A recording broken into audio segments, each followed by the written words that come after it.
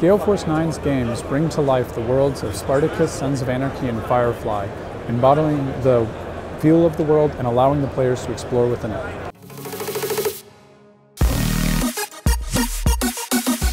Hi, this is Spencer with NerdyRaptor, sitting down here with John Kovaleski, talking about some of the games that we got here: Spartacus, Firefly, Sons of Anarchy.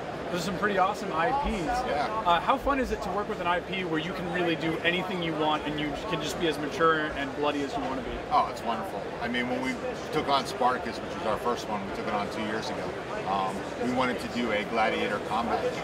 Yeah. And so we had this idea, we put it all together. I sought out stars, and I'm like, you know, if it was just about the gladiators, it wasn't sticking up to the IP. So we sat down and said, what is the show really about? And it's about the intrigue and the backstab and the different houses and manipulation. We're like, that's what the game needs to be about. So it turned into something completely different, and I give full credit to Sean Swager for coming up with that inspiration to make all that happen. And then we sat down, came up with a really, really cool game. Came to GenCon with very little fanfare because we weren't really sure what people were going to think. We didn't advertise. We had a banana, and we had the game, and we had some demo tables. And we started playing with people, and every single demo table that sat and played it, you know, 3 and 4 copies were selling at a time. And that night we walked around, we saw it being played, and the next day we got swamped. Saturday we were sold out. We're like, whoa, this is crazy. And then distributors and everybody started getting on board. From the success from that, we're like, well, what's next? And again, my friend Sean, who's our senior game designer, his daughter said, you guys should do Firefly. And we thought about it, and we're like, yeah, we should do Firefly. But it's a very different game than we did before. But that's okay, because we really don't want to be pigeonholed. We don't want people to think we can only do one thing. Yeah. So we're like, so what do people want in a Firefly game? And we're like, well, they want more Firefly. Because there was so little Firefly, people want more. So how do we create that? So we're like, well, we want to make a sandbox game. We want to have it story-driven. We want people to be able to jump in that universe, meet up with the people that are there, and do whatever the hell they want. And that's how Firefly came about. And then that went out, and yeah, that's 10 times what we thought it was going to do. And it's continuing to escalate. More and more people are getting on. It's being translated into multiple languages now, which is very cool. The only feedback we had from people was, one, it was a very long game, but it's a story game, so we knew that was going to happen. And two, we really wish we could mess with our friends more, because it's a very passive game. We like moving around. You're hiding, you're smuggling. Yes, you're smuggling, you're doing stuff. And we're like, all right, you want to keep your friends on the feet? Hired some bounty hunters we came out with, which allowed you to actually go and steal other crew members, allowed you to actually steal gold tokens, actually put a PvP flag on top of someone's ship and allowed you to hunt people down. So that kind of swung the pendulum another way. And then the next comment we had from people was, wow, it's starting to feel crowded out here with everything going on. I wish there was more space. Hey, there's a Blue Sun system we haven't even touched yet. So Blue Sun was the expansion that we air freighted in for now. It's going to be hitting stores in about 4 to 6 weeks. It's going to be coming out. And every single day our allocation's been gone. Yeah. And then we restack the next day and it's gone. I think we have maybe 150 left for today, and then we have a little bit left for Sunday, and then that will happen. And so the next property, from the success from Firefly, Fox came to us and said, all right, you guys know what you're doing. What do you want? I said, well, there's 2 things I really want. One, I want Family Guy. And they're like, great, you can have Family Guy. So next year, expect some really cool stuff from Family Guy. And then I said, the other one that I really like a lot is Sons of Anarchy. And they're like, how are you going to game a biker game? I said, leave that to us. We'll figure it out. So we put together a proposal where we're like, all right, you are going to play a game. You're going to have your members, you're going to have your prospects, you're going to have bags of contraband, you're going to have money, you're going to have guns. And the object of the game, make the most money in 6 turns. Very simple, very straightforward. So we put together the 4 gangs from the show, we put it all together, had to make a short little video to show Kurt Sutter, the producer, director, writer for the show, because it was his call whether this could even be done. And he's like, I don't understand how this is going to work. And we showed it to him, and he goes, that's sexy. And coming from him, I'm like, we got it. Great. So he's like, go for it. So we put the whole thing together, brought it here at the show. We bought twice as much as we thought we needed, and we're going to be really close to being out by the time the show's done. And what we're finding is, just like Spartacus, a lot of people are like, Sons of Anarchy, I don't get it. So sit down, play a demo for 15 minutes, see how cool it is. If you like how Spartacus felt and feels in the game, you're going to love Sons of Anarchy, because it's the pendulums all the way back over and to beat your buddy down to the floor. And that's what that game is. Just gritty and awesome. I loved in Spartacus, I did not know the show when I first tried the game. Right. And I loved the feeling of being able to connive and cheat each other. And then when it got to the gladiator combat, even when I wasn't in it, I just loved watching it. Like I really was like cheering for whoever I'd bet on, like really yelling to go for the throat. And like it drew me in so much that then I went to the IP and was really appreciative. But with Firefly, I came in with the opposite direction. You know, I already loved Firefly, and I really came in like, oh no, better not have messed up Firefly. Oh, we knew that. We knew it was a company ender if we got it wrong. Yeah. So is it nerving, like when you go through with the expansions where you're starting to spread out? Are you worried about stepping on toes, or do you feel like you have everybody behind your back with how much everybody loves the game already? That as you do the expansions, you're like, well, we can branch out, and people are just we can branch out, but we really do our research. There are so many hidden Easter eggs and factoids within the game that the die-hard browncoats that look at this, they're like, oh my God, I can't believe they put this in. Why did you put this plan here? Well, really, here's the reference. Bam, bam, bam. This is what it is. And yeah, and even Joss Wheaton, I mean, all these people are involved in this sort of thing, so doing fact checks and everything else. And then Titan Books that puts all of the reference books and stuff out for this. You know, all of those were references we used. Margaret Wise, who does the wonderful roleplay game for Firefly. We're all trading and sharing stuff. So when we created the Bonnie May, the ship, the Bonnie May, we told everybody else, hey, use the ship. It's part of the universe now. Add it. And so we're all trading and using the same stuff to keep it cohesive. And then you know, Dark Horse with the comics, they keep expanding the story and new stuff's coming out. And all of that stuff we have access to.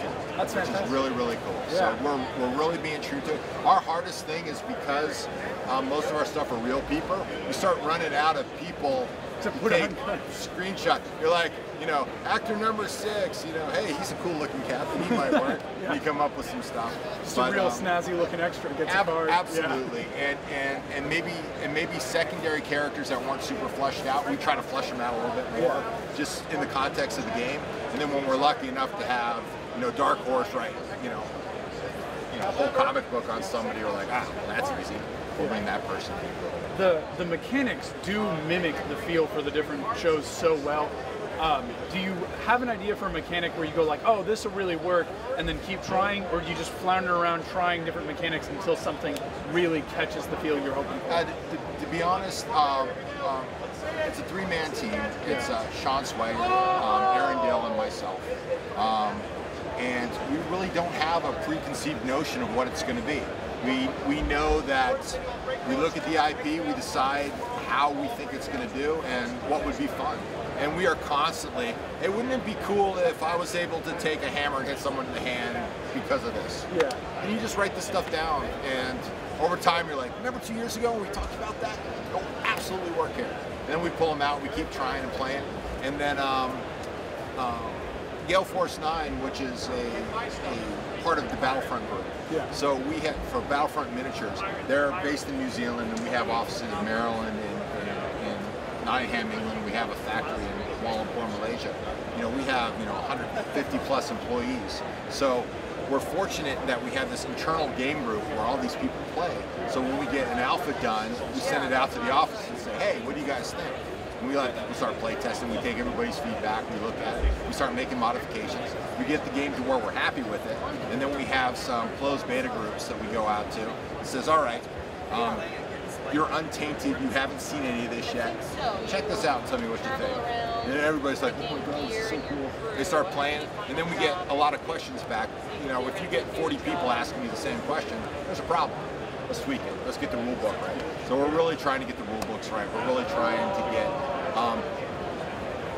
the IP has to be right. So I mean, so Sons of Anarchy, we've got scripts we've got the actor list, we have the stills. I mean, it feels like you're producing a movie when everything's all fanned out all over the place, and the director's pointing to stuff, and we're making videos, and we're doing all this stuff. There's a lot going on, and it's a relatively small team that's putting this together. But because we're small and because we're passionate, you know, 9 o'clock rolls around at night, we're like, all right, guys, let's go home. But yeah, I know, let's go home. Late night. And it seems like we've been putting out a lot of stuff in a really short amount of time. And it's the same group of guys. We're just really into it.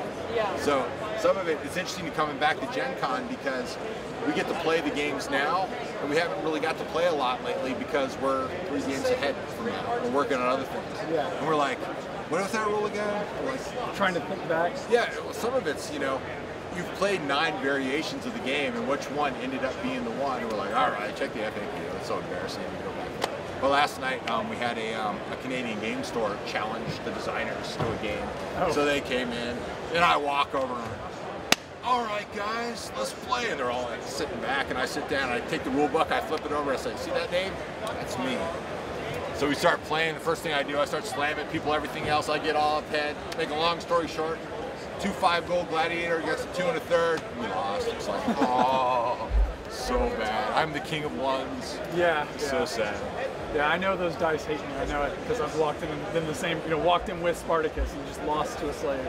But it's when you get that, I mean, but that's part of the drama of it. It's part of the game. Watching Spartacus slowly get cut down by this guy with a trident. Yeah, and it's about the balance too. It's like, you know, you shouldn't know how to win and win every time. If you did that, you did it wrong. Yeah. It's got to be up there. Things have to happen, and you know, we're not just game designers. We live this stuff. It's a really fun place to play. It gets a little crazy at deadline time when we're trying to get stuff done, but we are constantly thinking things. You have this board full of things that we do. Eventually, we're going to come out with some of our own IP too, just because we have some wonderful ideas of things we want to do. Another one I can mention too, I'm not sure when the release date is, but Black Sails for Stars, the pirate show. We have a wonderful pirate game that we're working on, and just getting the timing right and when we're going to come out with that. But that's going to be a lot of fun as well. Very cool. Yeah. So how would a Family Guy game work? I'm not even going to go into it. You're not even I'm not ready to talk about it. Okay. And it's not one game, it's probably going to be 3. Probably going to be 3? Yeah, 3 different games. Yep. All right, that's fantastic. With all the expansions that you guys have done, I've always been really delighted with every expansion that I've got to open up. So you said with the Firefly that you went in and you were trying to, you know, flesh out other ways the universe could kind of be, more space in the universe, more things you could do with other players. Have all the expansions been something like that where it's been kind of responding to, wouldn't it be cool to also do this? Or was the Spartacus, the serpent and the wolf, was that also a response to something like that? You know, the honest part of this is when we sit down to do a game, we throw everything on the table. And we're done, we look at it and we're like, wow, this is a $200 game. It's not, we can't sell a $200 game. So you kind of have to pare it back a little bit. So you have all this extra stuff. So the map for Firefly, there were 2 whole systems that had to be removed just for cost. So Blue Sun got pulled off. Caladosia's out there someplace, got pulled off. So there's other things being done in the background. And then we're like, well, there's a lot of ships out there. So obviously there's different ships. So you do some research, start making some ships. There's different people out there. So you start doing all these things, and a little bit is the cost, a little bit is, so you know, what people can spend on things.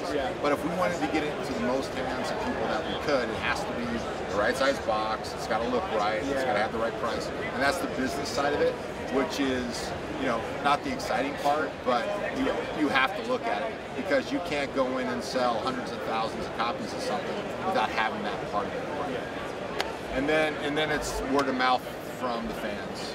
So I mean, Firefly is awesome because the fans have embraced it and got into it. You go on some websites out there. There are hundreds of story cards that people have written themselves, blank templates. People are adding to things. People are modifying stuff. That's what makes a hobby game. A hobby game isn't Monopoly and you sit there and you run around and reskin it and do some other things. That's a game, it's cool, but that's not a hobby game. A hobby game is something else. You know, I come from a miniatures background, so painting toy soldiers and stuff was always my fun thing to do. And looking at things from that side of it as opposed to just a publishing exercise, that's where I came from on it. I'm really more about the game's got to be good or I'm not going to put it out. Yeah. And there's some people out there that seem to be putting things out just because they can. And you're like, well, that's great, but I want people to look at, this is a Gale Force 9 game. That's all I need to know. Yeah. That's cool. Which is really cool because I mean now that you've had these IPs and I mean Firefly definitely people want to check out because it's Firefly. Sure. And I got pulled into Spartacus just because of the game and then found Spartacus. And now it's when I hear about one of these, I want to see this game, I want to see what it is, and I want to go see the show.